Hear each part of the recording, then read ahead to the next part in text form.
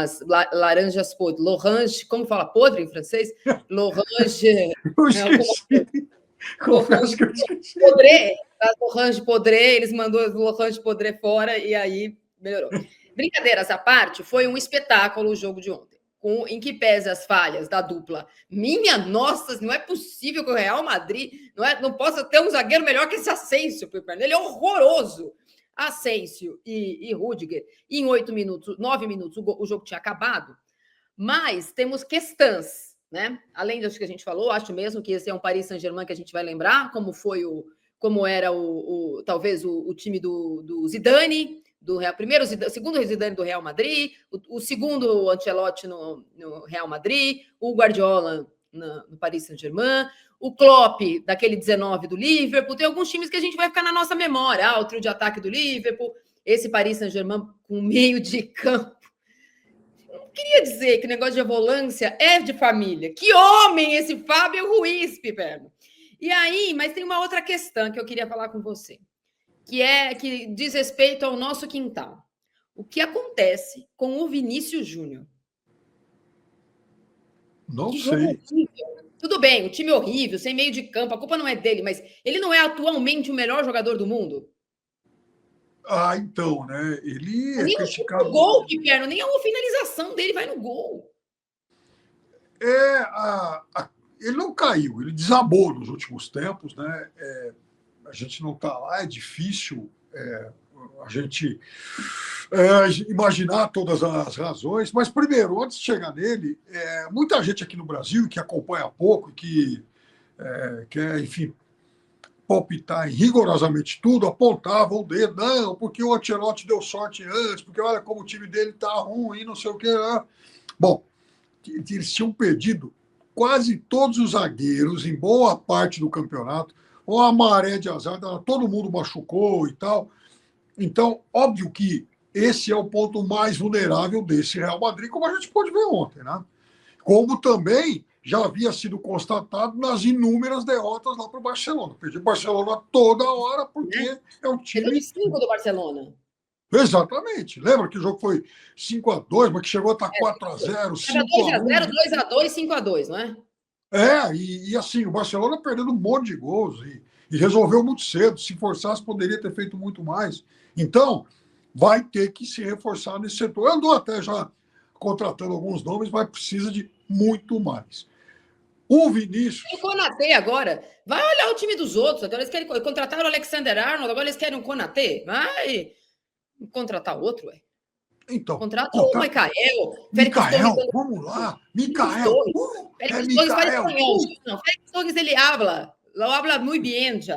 Já vai chegar melhor o Félix Torres. Então, mas é que o Félix Torres já é alguém assim que sai muito chamuscado aqui do nosso time. Ele e o Richard Rios, eles são amigos assim aqui em São Paulo, frequentam os mesmos botecos. Eles podem os dois, pode mandar. Agora, tá bom. Então, para acabar a briga, leva lá o nosso Arboleda. Pronto. E leva os 3, isso. Isso aí. Saudade do Arboleda. O prédio nunca mais foi o mesmo, era muito mais animado. Tá vendo só? O pessoal do culto aqui agora, muito chato, mas tudo bem. A senhora foi ingrata com o nosso amigo Arboleda. Não, eu não. Mas a coletividade do edifício Terra Plana foi. Eu era a única amiga do Arboleda aqui. Tudo que ele fazia, eu falava, tudo bem, deixa ele é legal, ele é gente boa com as crianças. Mas o edifício Terra Plana não curtia. Você e nosso amigo Vampeta, que defende a Arboleda. Foi? O Vampeta veio aqui numa festa do Arboleda. Opa, são brothers e tal, e ele é um defensor assim, incondicional do nosso Arboleda. Vampeta, que toma uns vinhos proibidos aí. Bom, de qualquer forma, eu acho que o Vinícius Júnior, Marília, também impactou muito a questão das cobranças extra-campo e como aquilo tem sido realmente, sabe, tem sido quase que uma cruzada contra ele. E de fato, ele é um ser humano, um rapaz de 20 e poucos anos, jovem ainda e tal. Eu acho que a carga emocional é muito pesada. E na verdade, infelizmente, o Vinícius Júnior tem encontrado a solidariedade de pouquíssimos personagens aí do mundo da bola, né? Quer dizer, ele está praticamente sozinho brigando contra algo que é tão importante e que, obviamente, diz muito mais do que a questão meramente do futebol.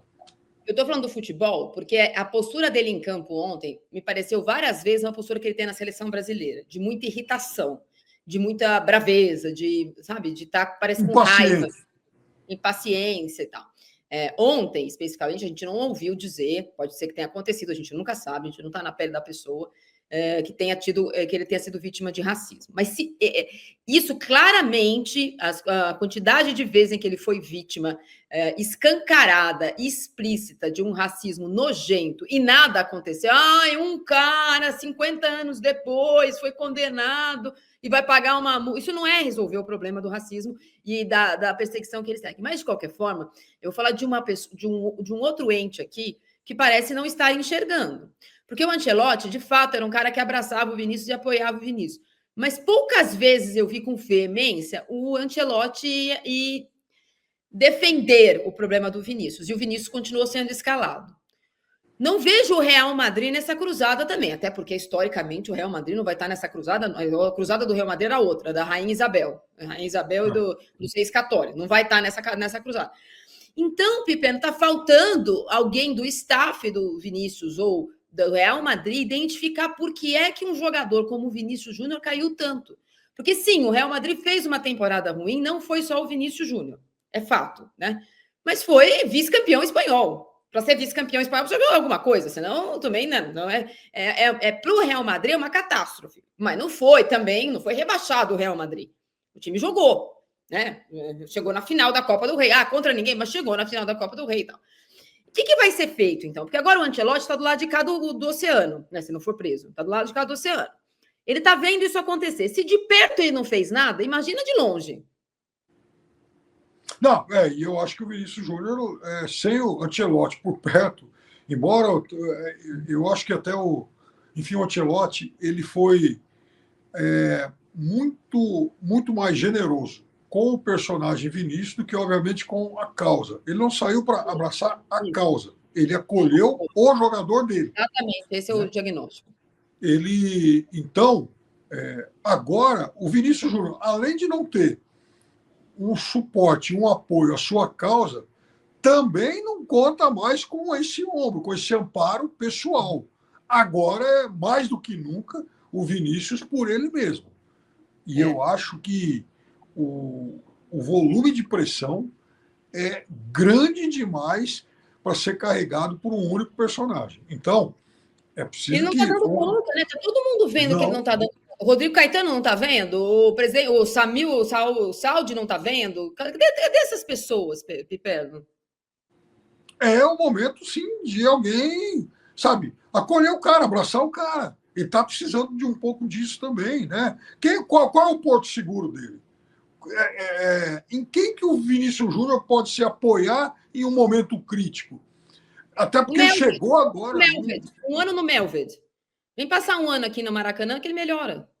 Então, eu acho que essa energia de Maracanã, de Brasil e tal, talvez faça bem, mas... Porque na seleção brasileira não faz. Você viu quando... Tudo bem, a Neoquímica Arena não é o Maracanã, mas é um torcedor muito querido, Vinícius Júnior. Ele é um torcedor, é um jogador querido. Mas ele não consegue, quando joga no Brasil, até por essa pressão, por a seleção também está em crise, porque a torcida está de saco cheio de perder, a Argentina só ganhar, então, tudo isso conta. E deposita-se nele, desde 2022, alguma esperança. Depois de 500 mil anos, virou o melhor jogador do mundo, com o apoio incondicional do planeta, nesse caso. Nesse caso, sim, quando o Rodrigo ganha o melhor do mundo, o mundo ficou do lado do Vinícius Júnior e os espanhóis, os torcedores do City, do lado do Rodrigo. Verdade seja dita. Nesse caso, ele teve um abraço mundial que ele deveria ganhar o prêmio de melhor do mundo, porque ele deveria ganhar mesmo, ele deveria ter ganho. Aquele prêmio da melhor do mundo, não, a bola de ouro. Ele deveria ter ganho.